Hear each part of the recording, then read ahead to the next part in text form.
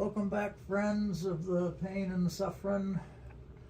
In our last video, we had pulled into Payne and we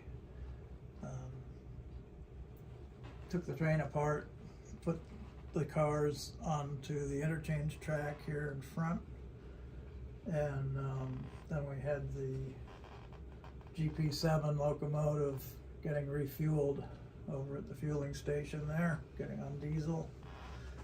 So as you can see, things, the diesel on a train now. We made a train. I figured in the last two videos we spent a lot of time doing switching moves, so I thought I'd just do that real quick after we'd broken apart the train.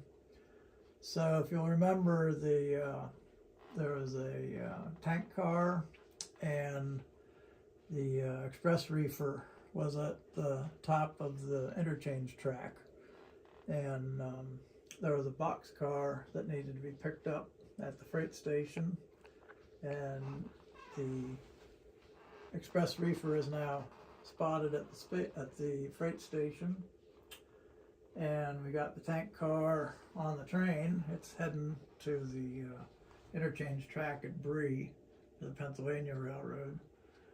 And then after the switch in, we will tie the president of the railroad decided he wanted to do an inspection of the road, so we tacked his business car onto the end of the train here.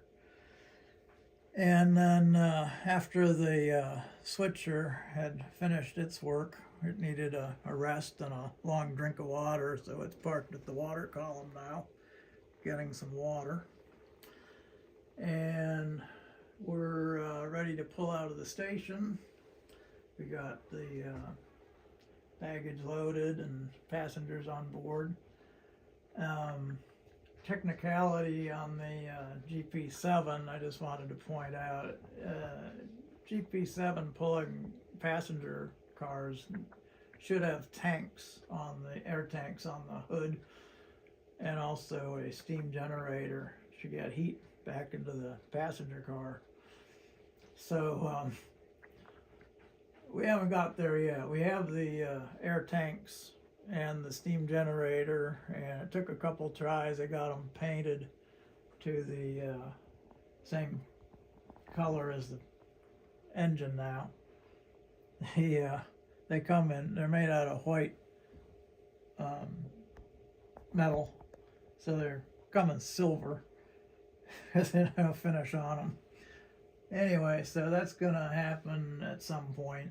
It's took me 7.5 years to get this railroad to the point it is now. So we eventually get things done. So right now, let's get this show on the road, and we'll pull this train out of the station.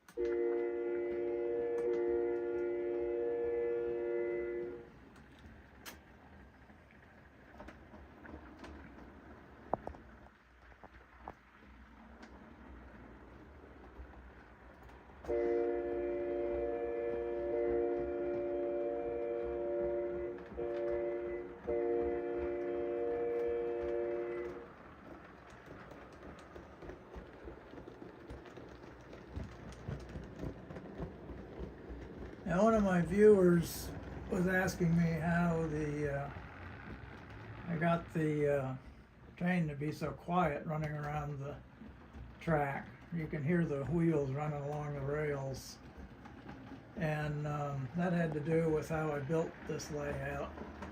It's only a 6 by 4.5 foot platform with a 30-inch by 21 4-inch extension for the train terminal here at Payne. But when I put it together, I wanted to use the sound deadening that was available, different materials. So I used a 1/4-inch piece of plywood. I had a 4-by-8-foot piece of plywood that I had 2 feet cut off the end of it. So I had a 6-by-4 foot. And I nailed that down first to have a good sub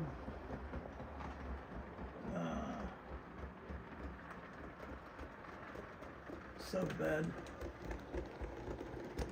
And on top of that, I put a 1/2-inch piece of foam insulation board for sound deadening.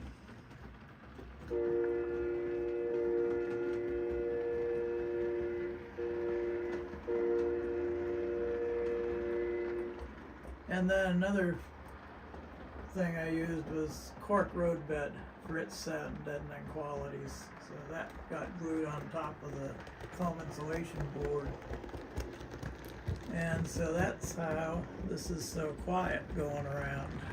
And it's really a joy for me just hearing the wheels on the rails going around like the real thing.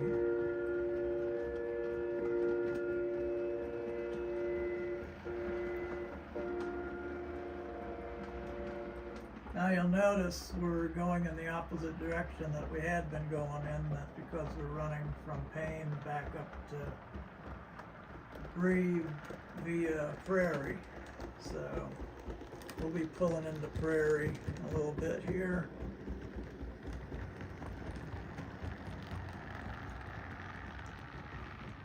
And there won't be much switching done at all going back up to Prairie, because that tank car is going all the way up to the Prairie interchange, and we didn't have no pickups because all those cars were just set out on the industrial spur. So we'll be pulling into Prairie shortly then.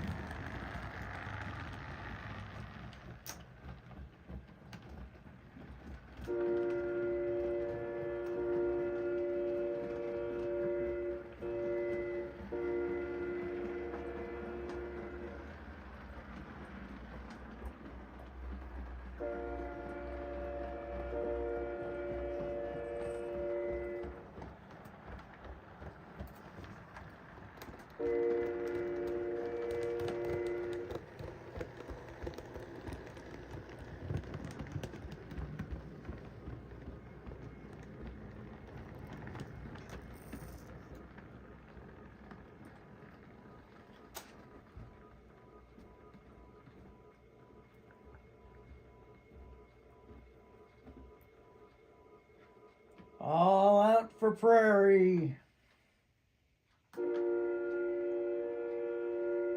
And the brakes are set, and we're in at Prairie. So that's it for today, folks. And please subscribe and hit the thumbs up.